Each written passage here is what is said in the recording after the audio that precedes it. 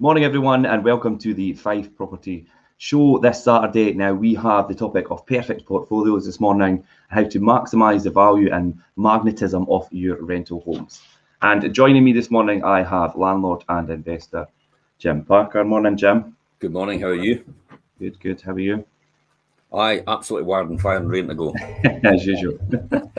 And we've also got Charlotte Caird from Property Management joining us this morning. Morning, Charlotte. Morning. So yeah, perfect portfolios, a topic you'll be quite passionate about, Jim, obviously, with having absolutely a portfolio of your own. So yeah, lots to talk about this morning. I think it's quite a good topic. And looking at obviously how to maximise the value and the magnetism of your rental homes, as it says in the title there. Well, you know yourself, it's amazing. It's amazing the number of people that actually don't understand the dynamics of this and how it works. And the very fact that even though you're a landlord, you're also in sales.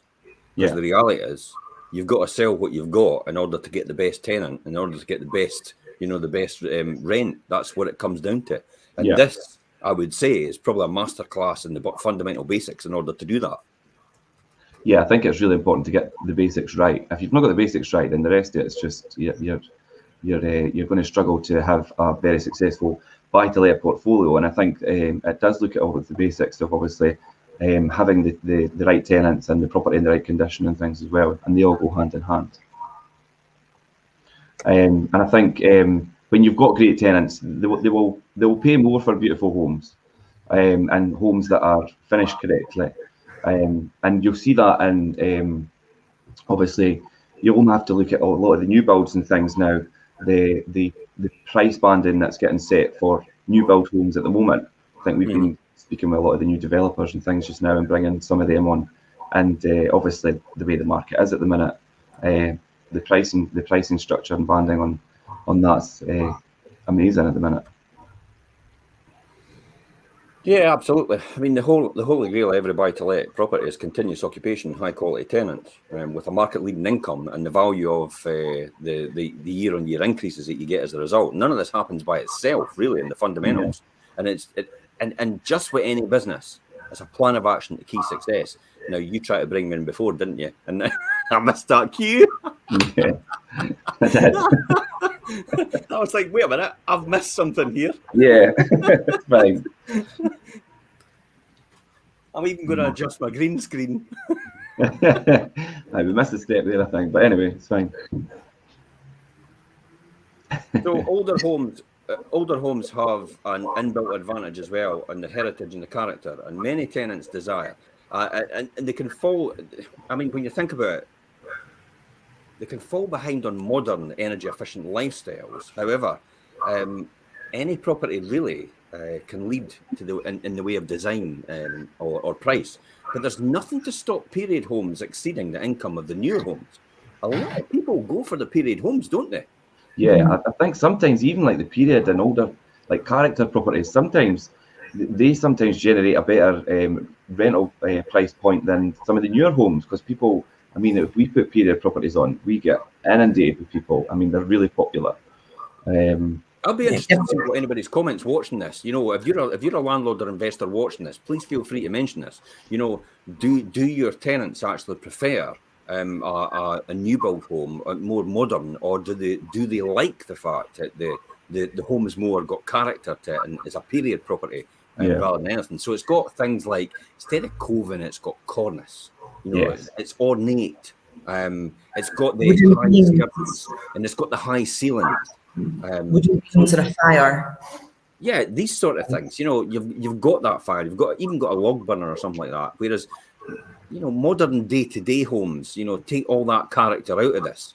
And some people just don't like that. I mean, I've done it myself. I bought a brand new build and within 6 months I sold it. It's like, you know, while I thought I wanted all the things, I didn't like the clinical feel of the home itself. So it was, it had everything I wanted: the ensuite, I had the double bedrooms, the master bedroom, I had the dining room, I had the living room, and I had the breakfast and kitchen. Back garden was like a postage stamp because it's a new build. That's what they do in a lot of them. And the monobolt drive, the integrated garage. Garage was a bit tight as well, actually. But I just felt that, and then it was on a I didn't like to say scheme because it is a nice development, but people tend to use it, that word, where it's like you've only got a 1 meter between each house. They are closely built, the newer builds. Yeah, and even for a rental property, it's like, you know, is this really my home? Whereas with character buildings, you know, it's just like they're wonderful. I mean, the classic example is, see, everybody goes on about, oh, is that an ex-local authority? And I'm like, absolutely. Yeah. Because they're thinking I'm going to be down on it, and they're down on it, and I'm like, absolutely. And the great thing about ex-local authority is there's massive bedrooms, the double bedrooms.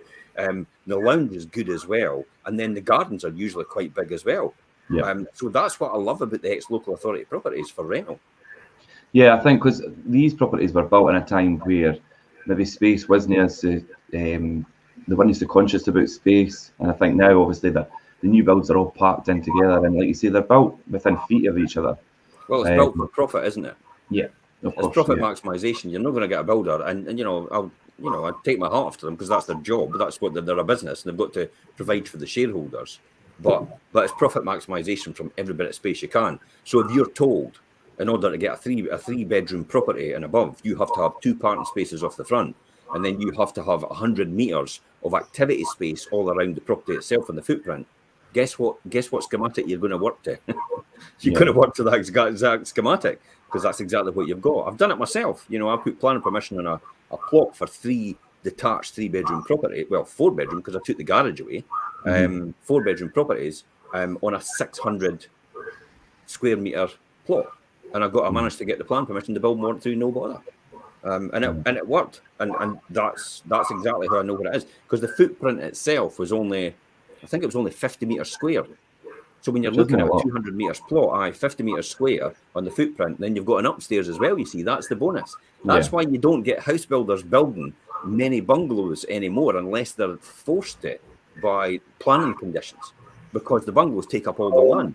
And if they can get away with a footprint and put a bigger property on a smaller footprint, they're going to do it. It's profit maximisation again. Yeah, definitely. I think in Fife, I think we've got quite a good mixture. We've got a lot of period properties and properties that date back, hundreds of years sometimes. But then we've also got quite a lot of new build schemes, so we've got that balance between old and new. So we kind of deal with both. But I mean, in terms of price point, you sometimes see the period older properties definitely achieve more than some of the newer builds.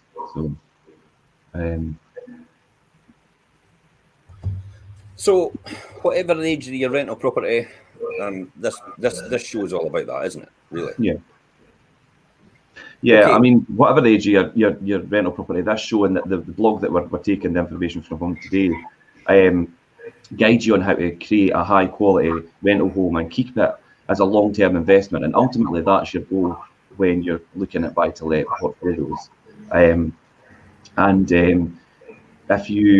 If you want, obviously, advice on maximising the value of your buy-to-let, then obviously what we're going to talk about today is obviously the best thing, like the kind of benchmarks to work towards and things that you need to be following in order to have a good, functioning, healthy buy-to-let portfolio. Yeah. Good morning, Jimmy. Morning, Jimmy. Any questions, anybody? Please feel free to ask them. This is your golden opportunity to ask the people in the know. You've got a property manager here, you've got a lettings director here, you've got a property investor here that's been doing this for 30 years, retired at 30-year-old. So you're going to get this information for free. So just bear that in mind. So you've got this golden opportunity to ask any questions about the buy-to-let market now. Okay. So what's the first part, Richard? What's the first part of this equation?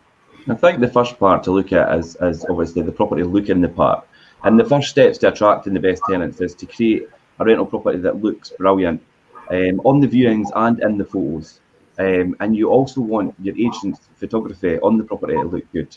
I mean, we've spoken about this in previous shows and things as well, the importance of your photography and how the property is presented on the online listing. And also, obviously, we do a lot of our social media, like walkthroughs and things as well. The property needs to look the part, and I think, and it also needs to look the part once they get to the point of walking through the door, and getting that feel for the property and having that initial reaction to it as well. There's no point in making a buy-to-let sparkle when the images look obviously gloomy and kind of like obviously over like shadowy, and you need bright, obviously, inviting pictures. And so I think if you're using an agent as well, and I think if you go on our website, and we'll pin our colours to the mask, and you could go on and look at our pictures, and I'm sure you'll agree. But if you check an agent's website and look at their pictures of how they're advertising other properties before you use them, it's a good indicator as to whether they're going to advertise your property properly as well. That is a key. That is a key when you think about it. I mean, Yeah. you do. I don't know about you, but I sit and see some listings coming through when I'm trolling through the internet to look at the properties, and I'm thinking, my God, who thinks it's a great idea once they've got their letting agent to look at these pictures and look at that description, the way that property is advertised, to think they've got the right person to do the job? It's like, I just don't. That beggars belief. Yeah. It's like, you know, and is it just an apathy to accept that as a standard? You know, is that what people do? Yeah, you scroll across them. Sometimes you're thinking, was this taken with like an ancient Nokia 3310? You can't see anything, and it's so dark and gloomy and awful. Some of them are absolutely awful, if I'm being honest. Yeah. Sometimes I think they've employed their kids to do it. Mm-hmm. Yeah, photography is a big thing. And it's not very well employing your kids to do it. And yeah, look, I've got wee Patrick out here, and he's nothing against Patrick, by the way. We've got wee Patrick, that was just a name that came in my head. Patrick out here, and he's taking photographs today with me, and everybody goes, yeah, that's absolutely fantastic. But when you look at the pictures, you think, wee Patrick shouldn't be taking the pictures. I couldn't care less if it's great for his morale and his self-esteem. But the reality is, this is one of the biggest tax-free assets your investor has. This has got their life's income in it, and they rely on that income as well. They want to get the best quality tenant. They want to maximise the rental, and that's the reality. So why on earth would you put crappy photos on? Yeah, all dark and dingy, like you said, Charlotte. No, you know, nothing overwhelming about it at all. Mostly underwhelming in the whole process. And I was going to say that, obviously, I mean, a buy-to-let portfolio is, of course, it's somebody's business. It's how they're generating income. So you really need to think about it carefully. And advertising the property wrong, you're getting off on the wrong foot straight away. And it's obviously going to affect how you rent the property, if you're going to get the right tenant who's going to pay, obviously, pay a good rent. And it's so you need to obviously get off on the right foot. And I think photography is right up there at the beginning. And there's a few simple steps to take in photography correctly. I mean, obviously, it's not something that you just pick up the camera and do straight away. You need to obviously, it's all about angle and what and obviously light and things like that as well. Which obviously somebody who's got experience in doing that. I mean, not to be obviously kind of thing, but I could walk into a property and take listing pictures quite quickly and quite easily because I've done it for years. But somebody that doesn't obviously have that experience, maybe kind of walk into a property and do it like that and maybe have the same effect. So it is really important to have the right agent that could do that.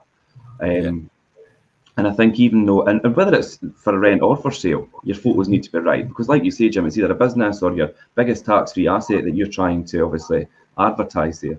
And that needs to be done right, and you need to get the right agent to do that. I mean, it can be trickier to do pictures for a property for rent than it is for sale, because obviously rental properties are empty. They've not got any furnishings in them. They've not got that lived-in feeling. So obviously you need to then be aware of like things like utilising the light and the angle, how you do that. Yeah, it's all about cost as well, though, Richard. I mean, the reality is, when a property is for sale, there's a lot more investment at the beginning that goes into it. Whereas when a property is for rent, landlords just don't want to pay that type of money. So we have to be very flexible, and we have to be very ingenious in how we do photographs in a cost-effective manner in order to make that work, in order to make that profitable to a degree, or you'll be a busy fool. Yeah, definitely. I think as well, obviously, as I go back to obviously pictures of a rental property, because you don't have furnishings in there, there's easy ways to try and obviously make it feel more homely and give that feel when you're doing pictures, and whether that's accessorizing slightly with obviously window covers, or obviously the lighting, like I say, and obviously the way that the property is obviously portrayed in the pictures, obviously on the listing, is very important. And I think it comes down to also the way the property is finished off. I think obviously there's a lot of finishings in the property which could be quite prominent in pictures and also in viewings as well. And I think obviously the colour schemes and certain items that are in the property as well will have that effect, especially in pictures and of course when you're viewing the property. Well, what about kitchens? Yeah, I think obviously like the kitchens and the fixtures and the fittings are important. I mean, obviously dark brown, obviously hobs and scaly taps and things as well are not going to look good in pictures, and they will get picked up.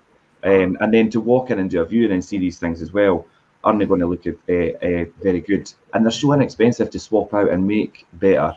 You don't have to put in all you know what would be really great if you had smelly vision. yeah, no.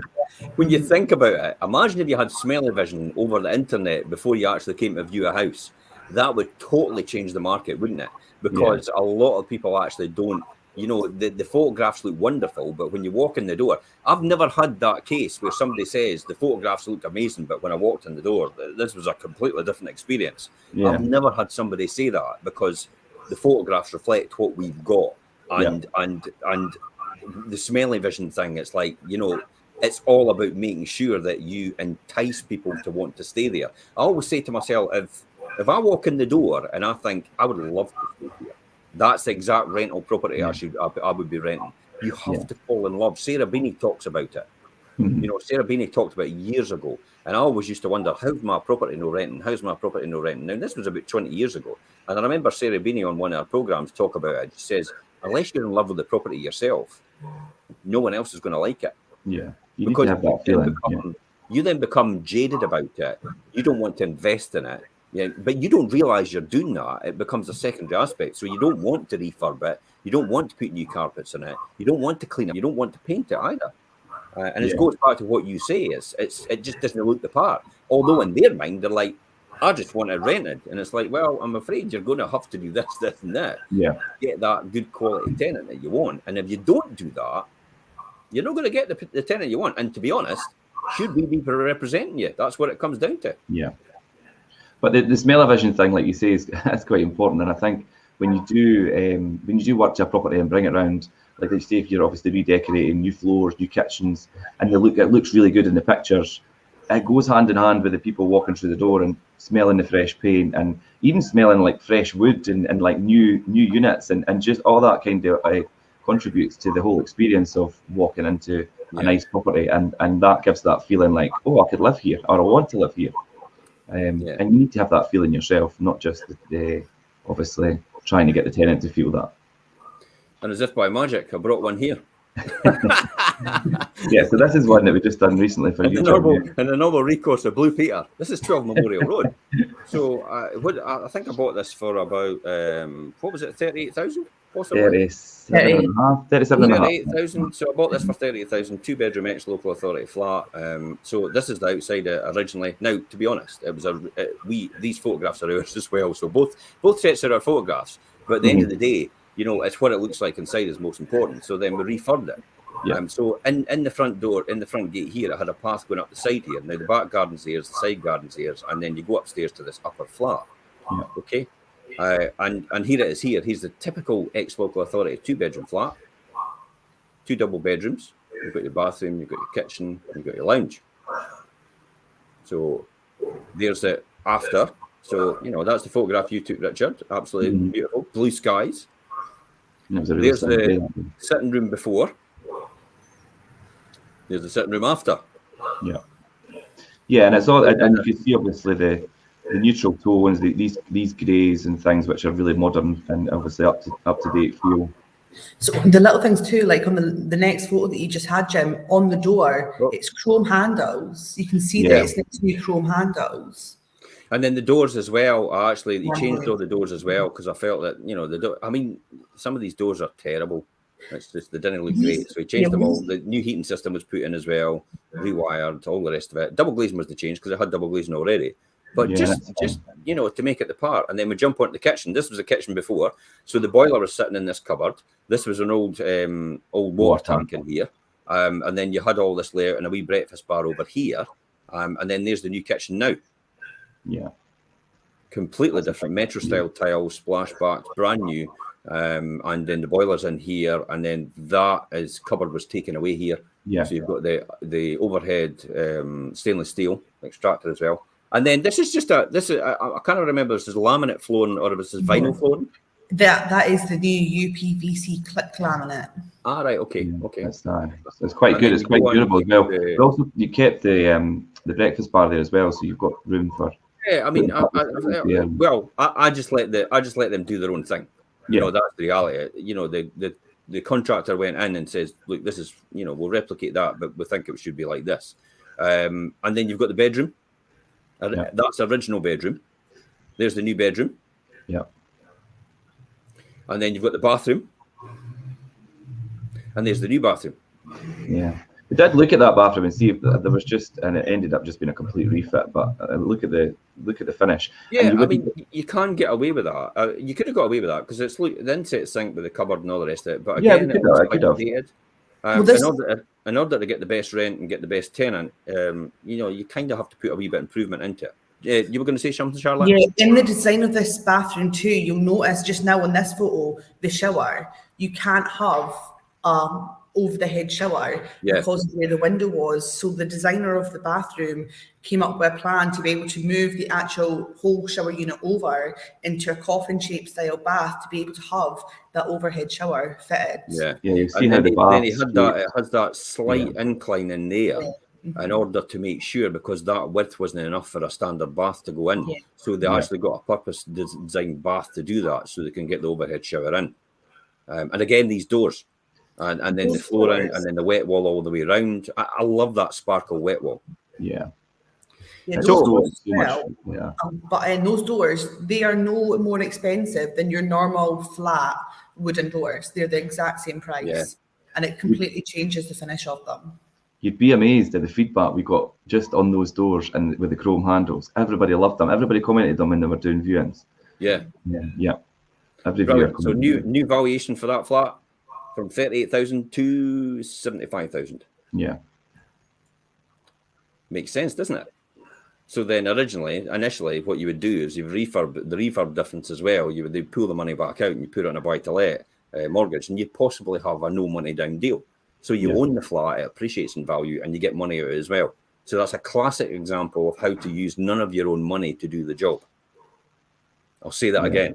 That's a classic example of how to use none of your own money to do the job. And if you want to know more about that, you need to ask us.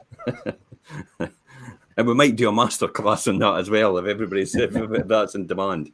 Anyway, okay, so next thing, Richard, what are we talking about next? What's the next thing in this process? What we need to speak about next is obviously reading really well. And when I say that, I speak about the descriptions and the summary for property. And obviously, let's take this rental property, for example. Now, obviously, I think your leading summary is something that you need to catch somebody's attention, and especially the first line of that. Just Jimmy's saying, how long did that take to rent there? Jimmy, we let that. It was on the market. We done a small block of viewings, and it was let within a matter of days, a week or so. I mean, it did not sit long. What was the rent we got on that? Eventually, we got 475 for that, which is typically what kind of the better standard. The 2-bed flats in that area are kind of achieving now.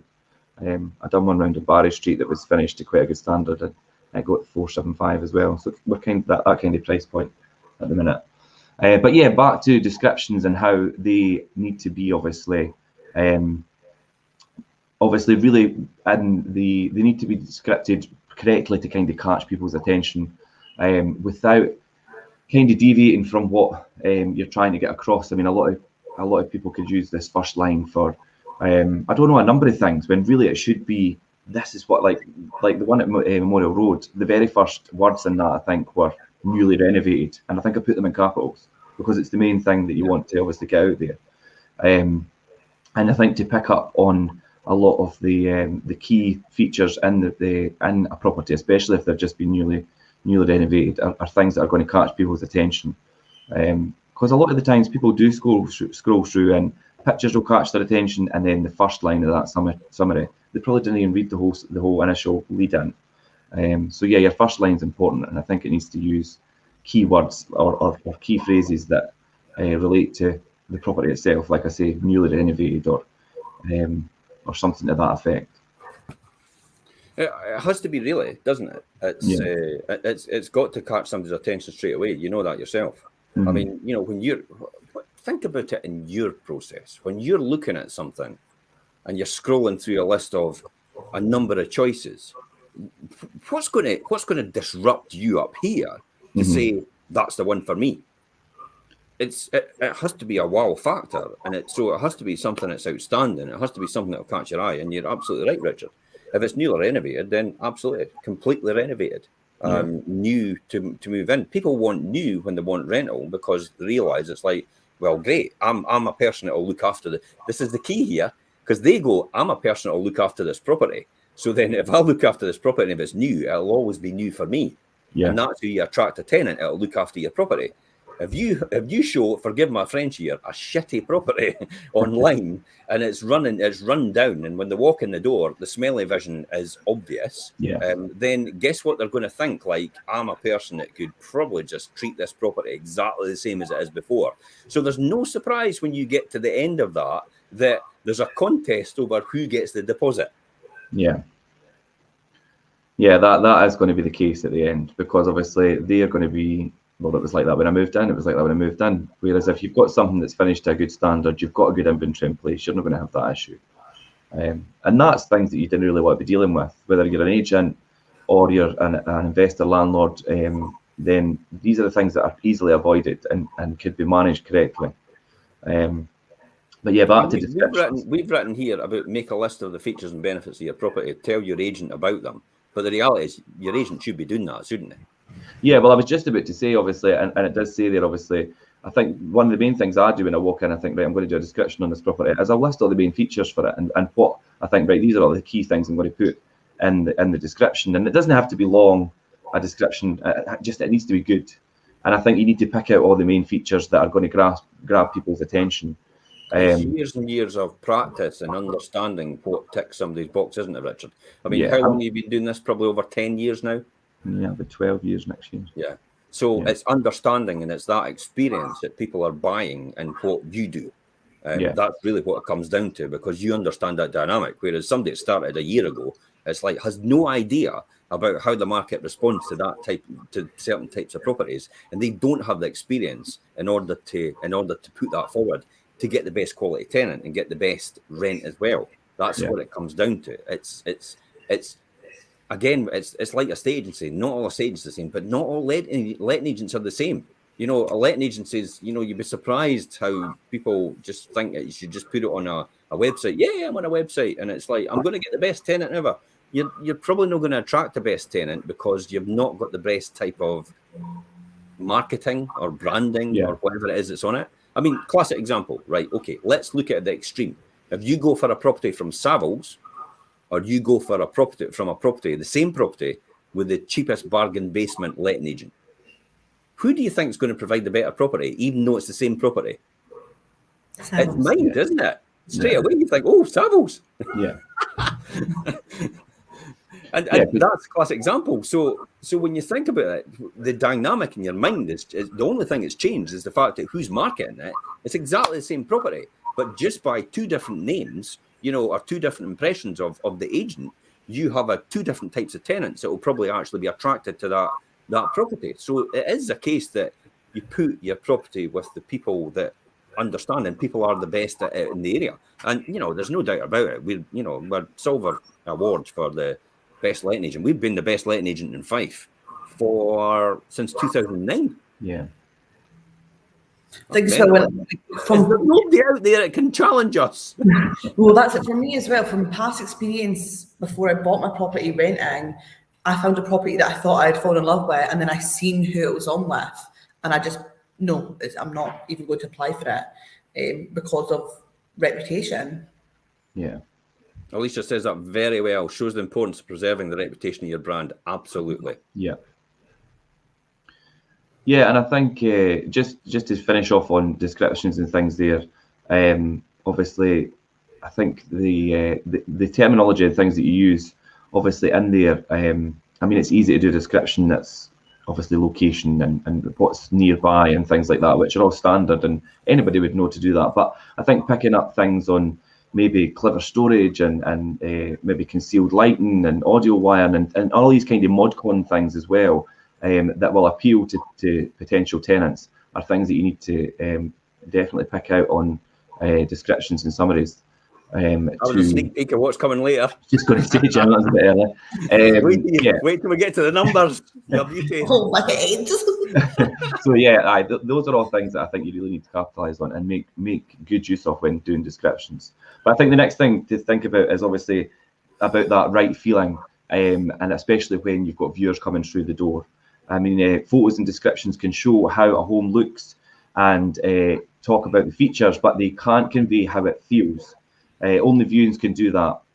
And as well as an emotional connection, tenants develop a tactile impression from opening the door and turning the taps and walking on floors.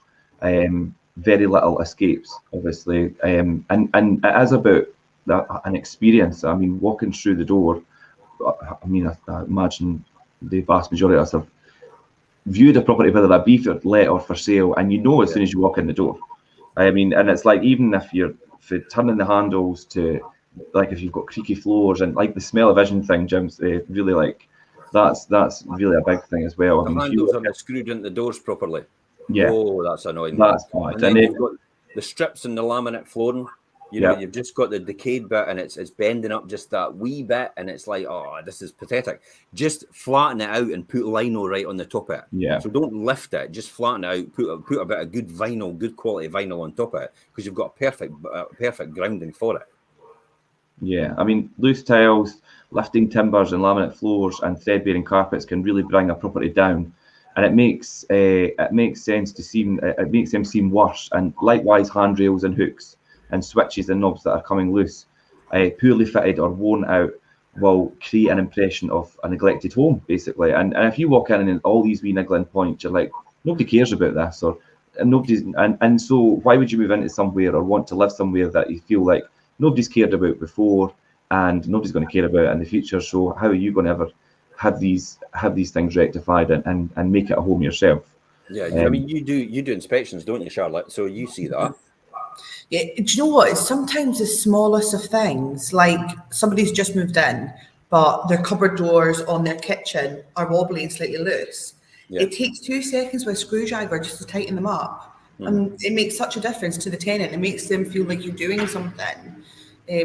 But not even that, not even including on inspections, but even when viewing a property, like you say with the smell-o-vision, it's as simple as going to a pound shop and picking up a couple of pound room scents and putting them about the rooms. Yeah, just to give it that initial smell, and it's good advice for any landlord to actually carry a wee toolkit in their book, in their boot. It's something I used to do for years and years and years, and something I don't do anymore because you guys look after everything for me. Incidentally, I was talking to a very successful landlord, I would call him. He's not an investor because by what he's talking to me about yesterday, and he said, oh, what are you planning? I went, well, I'm looking for another 50 properties. And he went, what? 50 properties? He says, that's just a headache. He says, imagine all the insurance and all the hassle and all the repair. And I went, wait a minute, I've got somebody else to do that. And he went, what do you mean? I said, well, I didn't do it. It's like, I've never done it for years. I says, why on earth would I do all that myself? He said, and it's almost like he didn't comprehend. And he said, oh, I'm just quite happy with my 12 properties. And I thought, geez, and that's it. That's his limited thinking. And I thought that's in my mind, I thought this was a really successful guy at what he was doing. And it's like his limited thinking actually led him to that conclusion, at the fact that he didn't realise somebody else could actually look after it for him. Yeah. So properties is quite a lot to have on your own. It's crazy when you think about it. I mean, this guy, I know what he could earn and what he does now, right? So he's running around fixing taps and inspecting properties and taking care of things that you guys could take care of for effectively £2 a day per property.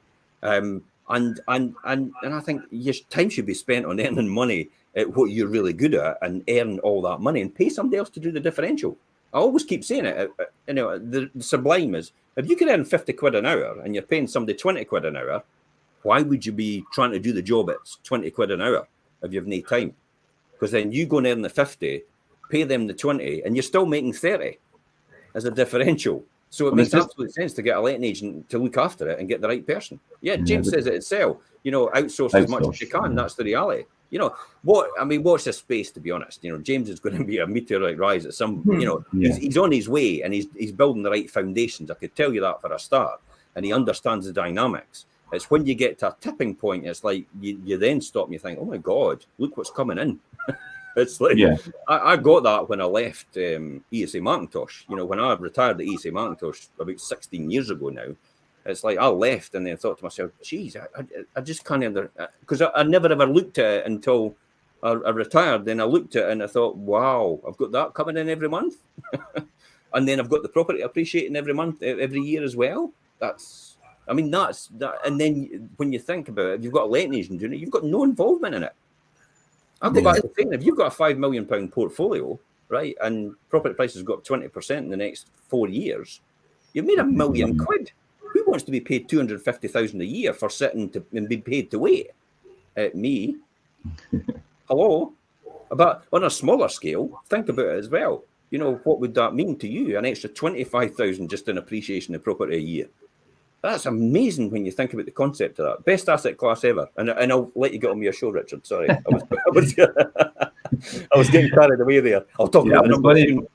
Just to touch on what you say is about obviously this landlord investor that you knew that's got the 12 properties. I mean, to outsource that would give him back so much time, so much of his own time. And I think you can't really even put a price on that. Doesn't he get it? And I call it broke thinking. Yeah. And I keep going on about, and I mean, rich people look at money in abundance so they can get money whenever they need to because it's out there. Money is in abundance, it's out there. The banks are throwing money to left, right, and centre, so money is there if you want it. The less rich people, in other words, the poorer people, tend to look at money in scarcity. It's like, I need to keep it, and I need every penny I've got. And it's like, oh my God, and it's going to run out tomorrow. And it's like, no, it's all out there. You've just got to understand it and the principles it.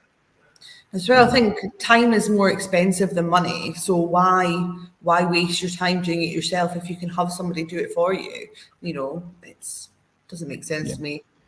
James says 12 would be my financial freedom. James, think bigger.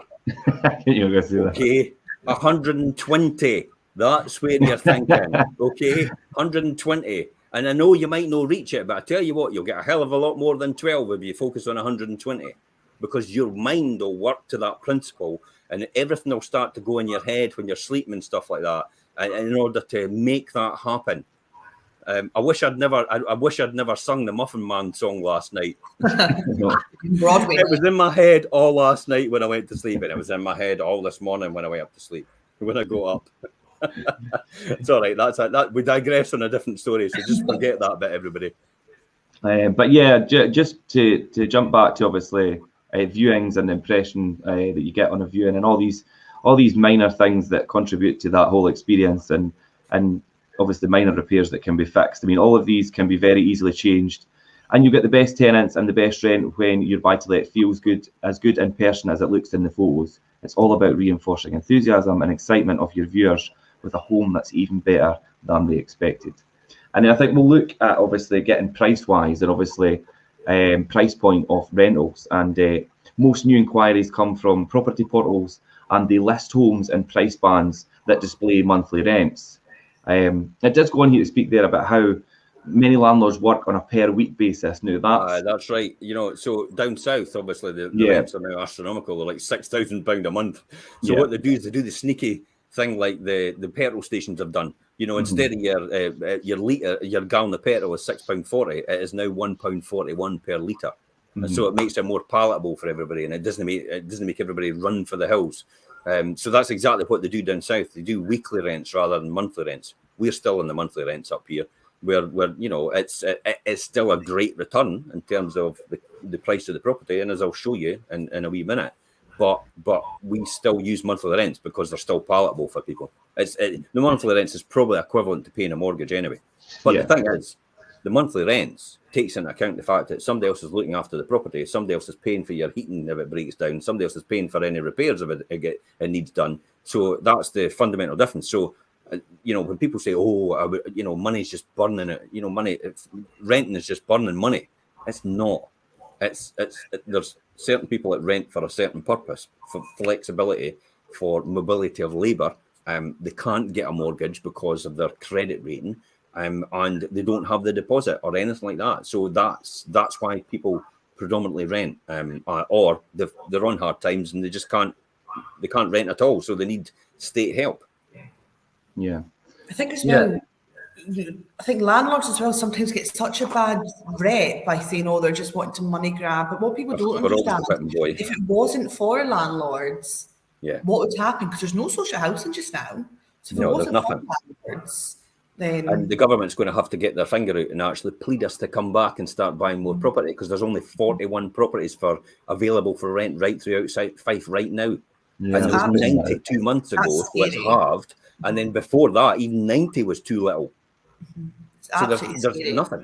If you've got if you've got an empty property out there and you don't know what you're wanting to do with it, please contact us. We will be doing a campaign reaching out to you to come to you to say you need to speak to us. We'll get your property back into a shape where you're able to rent it, and therefore you make an income out of it, we'll make an income out of it, and everybody will be happy because somebody will have a home. It didn't have it before, and all because we made sure we brought an empty home back into use.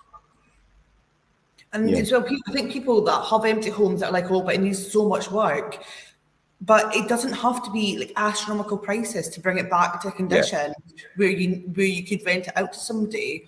We could show them how to do it. There's grants available as well in certain places in order to do that. Empty Homes Initiative used to run years and years ago, which we used to be in conjunction with the council, where they actually did a 50-50 contribution. So you paid 50%, they paid 50%, and we got an empty home. It had been empty maybe for about more than 6 months back into use, because it was the only way to get back into use, but you couldn't afford it. But with that extra help, you could get it back in, and you were to rent it at an affordable rent, which was fine, which is the local authority universal credit rents monthly. So a typical, what is it, a 2-bedroom just now?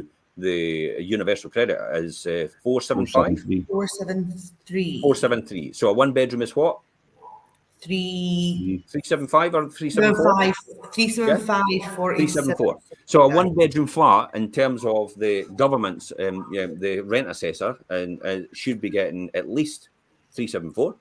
2-bedroom flat or a 2-bedroom property should be getting at least 474, or thereabouts, 3 bedrooms, I think they're up at 350, 550 or something. 550 something, yes. 557, I think it is. So these are the standard rents that the government approves as affordable rents. So again, I come back saying, if there's going to be putting rent caps on that, they're not going to be put less than that. So if you're renting at that level as well, you should be okay. The rent cap shouldn't affect you. Yeah. The thing is, if you've got a property sitting there, would you rather have somebody living in it and earning yourself £375 a month than earning nothing? It's just the mentality. It's the hassle factor in people's minds. It's like, I've got all these things to do. I've got a mountain to climb. Plus, I've got everything else I've got to do day to day, because people have busy lives. So let us look at your property and let us take that problem away from you and help you get that back into use. Yeah, I think that's our social responsibility for today. Bringing empty homes back into use. Yeah, I think looking at price banding and obviously price point as well, there's things you could do to slightly tweak them, obviously to try and generate traction through obviously the portals and things as well, by setting like your monthly rent. So it sits at a meeting point between two price bands, which means that the property will now appear among two. Obviously, people look within their price limits. So if you set it at a meeting point between price bands, it means the property will appear among between the very first listings of both, potentially doubling your audience, which is quite a good tactic as well, obviously, if the price point is right. James was saying there he's hoping to turn the beaches around in 4 weeks and once it's handed over. Yes. New kitchen, new bathroom, bit of redecorating. The beaches are a popular area as well. If you can, James, if you're in the process of buying it, my suggestion would be conclude the missive as quick as possible, based on the principle that you can get into refurb it before you actually get the keys. Use someone else's financing in order to refurb the property, because they've got ownership of it, and then you see if you can get to take people around as well at the same time to show them the property, and therefore you've got a tenant to move in from the day you actually get the keys. Well, hey, yeah. but yeah, the beaches is a good area, so it'll be popular. And like I say, obviously, well, like you said, Jim, I done a vlog yesterday on the amount of rental properties available in Fife, and it's scary. There's just hardly anything there, and we've still got that demand. And it is like a bit of a broken down record. I said that yesterday. It's high demand and low stock at the minute, and it's just the way it is. But it's always been. There's never been a time where I've thought, "Oh, this rental market's struggling over the last 30 years." I've never experienced that, and everybody used to tell me that all the time, and I never used to believe it. I think my greatest benefit was the fact that I didn't used to listen to a lot of other people and what they said. I used to have to learn a lot of things myself, so I would often learn things. It would actually be a lot better than what the current existing status quo would be. So I was quite fortunate that way. Whereas now there's preconceived ideas about how things work and how things are done, and a lot of people actually follow that model, and they don't understand that actually you can get a lot more than that as well. The classic example is just what I said just now, and James says actually I might need to work that out. But the reality is, yes, you can do that. I've been doing that for years. Yeah. You just include the missives on the principle that you're definitely buying it, but can you get in to do the refurb while you're actually in the show tenants round while you're actually doing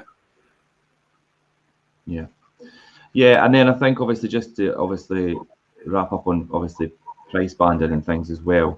If obviously you're unsure about what kind of monthly rent you buy on your buy to lets, obviously speak to us, and we could obviously advise you on that and where the best price point is. But you're looking at price banding as well, Richard. I mean, you know yourself. Sometimes a lot of people actually say, "Oh, I'm wanting 500," and it's like, no. If you put it at 490, you'll get the right tenant. Yeah. You'll get a better quality tenant because the 500 in the ring. Now it works differently in the sales market, but in the rental market, it's still the 99 pence mentality. Yeah. Like 99 pence is better than £1. So the 490 as opposed to 500 is a lot better. Now you're losing £10 for that principle, but when you think about the logic, if you get the right tenant and you get them quicker, say you get them a month quicker, which is usually what happens. Sometimes you get somebody a month quicker. You've got £490 extra because you got that month extra. Now, if it's £10 a month you've sacrificed, it's going to take you 49 months to get that back. Now, 49 months is 4 years. So if the tenant's with you for 4 years, that's the break-even point, is the fact that you've sacrificed £10. Yeah. So why would you not do it? Because if they move out in 3 years, you're quid's in. You're better off because you got them in a month earlier. Yeah. Yeah, I mean, like we'll sometimes list, and I'll do like 495 or like you say, obviously, or 490. And it is that kind of 99 pence mentality. Maybe we should disrupt people and say £495.99. Put that on just to get people talking, because it's like I've never seen anybody do that. But just to put on £495.95 or something like that as the monthly rent. I think as well, when people are searching for properties, if they have like the maximum of 500, they sometimes don't want to go all the way up to that maximum. So if one's over 495, they're like, "Oh, it's below." Yeah. Get it. And that small difference could be the deciding factor, or the reason that, or the factor that brings that in front of them on their search. So you need to be careful when you're doing that. But then let's move on to looking at being obviously hands-on. And once you've found a high quality tenant, the real story begins. And when they move in, how you look after them and the property has a huge impact on the profitability of your buy to let. And a plan of continuous maintenance will avoid unnecessary turnover of tenants and loss-making voids, which is crucial when you're obviously trying to run a buy to let. Taking the time to visit the property every 3 to 6 months will not only identify any minor repairs or niggles, it will keep your relationship with your tenant fresh, friendly, and full of trust. It's an easily forgotten part of being a landlord, but it's absolutely worth the effort. And Charlotte, I'm sure you'll agree to that fact, about building relationships and being present in evictions and things as well. I think one exactly comes to mind. One tenant's had like a really bad experience before, and they're with us, and there's been a couple of issues, and she came in kind of headstrong about it. And then it took one conversation with her to kind of just like mellow her out and build that relationship with her. So now she could phone me if anything's wrong with her. She could phone me and not feel like she's hitting her head against a brick wall. Yeah. I think that's a massive thing. Like, you need to have a relationship with your tenants. Yeah, I mean, I was hands-on for the first 20 years, and I tell you what, you know, it sounds nice, and you make it sound nice here by just reading that out, to be honest. But hands-on is not for the faint-hearted. You're literally a social worker in terms of what you're doing. So let me explain to you what my day used to be like. I would get up at probably about 5 o'clock in the morning because I had to get my paperwork together for somebody moving in. I would then go to my work as a financial controller in manufacturing round about 7 o'clock in order to, well, I managed to fit my breakfast in between. Maybe sometimes I didn't. At 7 o'clock in order to make sure I had everything together for the start of the day, because the managing director and the sales director needed all the information necessary to do that. I'd then work all the day through. I'd be fielding calls. I would have to trade some of my time for a fielded calls for my buy-to-let business, because at that time I had 30 properties for my buy-to-let business, and people were phoning me now and again about, you know, leaky radiators, about their claim didn't go through. I then had to find the opportunities in order to chase the rent as well during the day. So I had to trade some of my time. So what I was doing was, when I knew it took me an hour or 2 hours, my financial director was really sympathetic towards me because I taught him how to make a fortune. And to be honest, he was like, do anything you want, Jim, just as long as your job's done properly. So then what I did was an hour here and there. I then collated all that together and says, look, that's 8 hours I've used during that time. So I'll just trade that for one of my holidays. So I just traded my holidays for the time that I did in my buy-to-let business. When I had to go and view a property and it had to be during the day, I would then say, any chance I can get maybe an hour or half an hour, 1.5 hours off to pop home from Kirkcaldy to leaving and back just to view a property. And he went, that's fine. And I would trade that time as well. So I was able to do my job. I was able to do that as well. And then when I got home at night, I would then have to get my tea quickly. Sometimes I wouldn't. I would just get my overalls on. I'd get my painting stuff, and I would jump in my car, and I'd go around and start painting and decorating one of my properties and putting the carpets down as well, and fitting the kitchen and fitting the bathroom and doing the plumbing. I didn't do the electrics because obviously I did minor stuff because at that time you were okay to change crack switches and stuff like that. But that was literally my life all the time, 7 days a week. So I was literally working like that all the time. Now, so if for anybody out there, and then you had to field to the fact that, well, I'm not getting the rent coming in, and you had people that just didn't know what to do on that occasion. So you'd have to sit down with them, and then you'd have to go through all the process about, this is what you've got to do here, this is what you've got to do there. And to be honest, I ended up having to do it for them. I used to just say, look, sign that document. It says I can deal with things on your behalf. I'll then hand it into the right authorities. They'll say, yep, that's okay. Jim can represent you. And then I would just represent them and make sure they had all the right forms filled in. Just sign there. This is what you're signing, by the way. Go through all with them with a fine-tooth comb. This is what you're signing. Put it in front of the right parties. And they would go, yep, box text, money released. And that's literally what I did for 20 years. As well as family. Yeah, aye. As well as my full-time job, as well as everything else, as well as a family. And so for a landlord, that sounds really nice being hands-on. I'd rather be a bloody investor, I'll tell you. Yeah. An investor is like, by the way, Charlotte, by the way, Richard, what's happening with this property? Give me an answer. Yeah. Easy as that. One person, two people to go to. I'm not dealing with all these tenants. I'm not dealing with the ins and outs. I'd love to know about their lives. I'd love to know what they do. I'd love to help them on their journey. But that's just an economic use of my time because I'm needed elsewhere. And potentially for other people, it's like, well, I would rather spend time with my family. There's a lot of people out there who'd rather spend time with their family. They're happy just for the capital appreciation and a bit of income and a reasonable return rather than actually going full pelt and maximising everything and getting the best return for the whole lot and keeping it all to themselves. But as I go back to saying again, we'll come back to saying about this, you've got to work at the economic terms about if you can earn 50 quid an hour, why the hell are you not paying somebody 20 quid an hour to do it? That makes absolute sense to me because you've no time. I had no time. That's exactly I think time's the most important thing. I'll be honest, Richard, this is one of the reasons that the lettings division is here because I could not find anybody. I went to Martin & Co, couldn't get them to do it right. I went to the original owner of Fife Properties, couldn't get him to do it right. I went to another letting agent, couldn't get them to do it right. I went to another agent, couldn't get them to do it right. They just couldn't do what I wanted them to do because I knew the system and I understood it completely. So hence the reason why when I built Fife Properties, when I took it over, I then did it in the way I wanted it in order to, because I understood the whole dynamic process of that and what it was to a landlord and the stress and the strain it is to a landlord and the whole process. So that's why we run our system like we run it.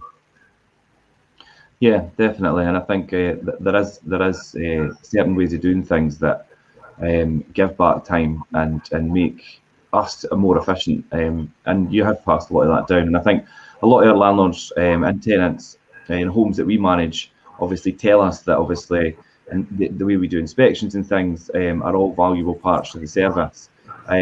And inspections for tenants is the peace of mind of regular checkups and offering a welcome comfort that keeps them happy and makes them stay longer, which ultimately is what you want, is longevity of tenancies.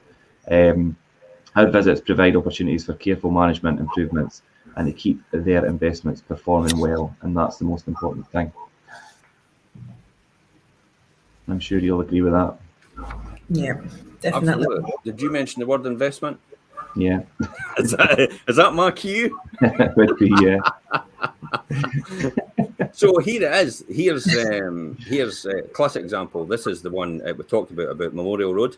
Yeah. So you see in this scenario, I bought it for 38,000, as I said. I've spent a wee bit of money on refurbing it.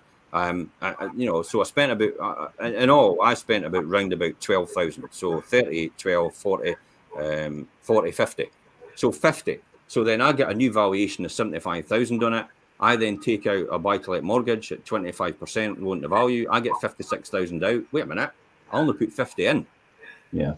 So getting 56,000 out. So I'm getting £6,000 cash back, and I'm not got any money in the deal now. So technically, it's an infinite return. But in this scenario, if you did buy one at 75,000, you would be that. And 3.5 is actually the limited company rate. You're getting buy-to-let mortgages out there at 1.5. If it's in your own name. Yeah, I was just going to say, if you do them in your own name, it's not that level. We've done successive shows on that, and we can talk about that individually for people. You said 475 for that rent. So if you're 12 months occupancy there, you're sitting at after the mortgage is paid, interest only, by the way, because you always want to do interest only. That's another subject entirely. And if you want to talk about interest only in capital, please feel free to message us direct. So you're coming out with £307 cash every single month after the mortgage is paid. Now, in that scenario, see this gross yield here, 7.6. That's the total rent divided by the total purchase price. That's if you bought cash. But because you're getting the bank's money and you're borrowing 75% at 3.5%, you're leveraging your position up to 20% return with the same money. Yeah. Because you're putting less money in now and you're getting money out and you're using the bank's money. So that is now the gross rent minus the mortgage divided by the deposit you've got in. Make sense? Yeah. And that's why it's now a 20%. Because then releasing that 56,000 there, and you've got 23,000 here, that allows you to do that another 2 times with the same money. Because if you've got 75,000, you've got 56,000 back out, you can put that 23,000, do the same scenario again twice. So not only would that then be a 20% gross yield with a mortgage, and you've leveraged your sale up as a result, that will be 3 times as much now. So instead of just making, with 23,000 in, if you've got 75,000, you'll be making a net profit of round about just under £6,000 a year off the 3 properties. Plus the fact that the 3 properties are going up in value. So net profit annual return of 8.3% net. That's assuming 30% overheads, 15 for managing and 15 for any incidentals that happen. But if that 15 doesn't happen and it's only 20, then your net margin goes up by 10.7%. Yeah. So classic example, so the dynamics in that, and then you've got the capital appreciation over the years. Now, property prices are going to go up 20% predicted in the next 4 years. So when you think about that as well, if you've got 225,000, just because you've only got 71,000 in, which is the initial capital you had, the purchase price of the properties is 225. So if they went up 20% in the next 4 years, then you're making 20% of the 225. You're not making 20% of the 71 that you've got in. You're making of the 225. So therefore, you're going up 40,000. So you've earned 40,000 over the next 4 years. So you're in another 10 grand on top of the just under 6 grand you've got here in the capital appreciation.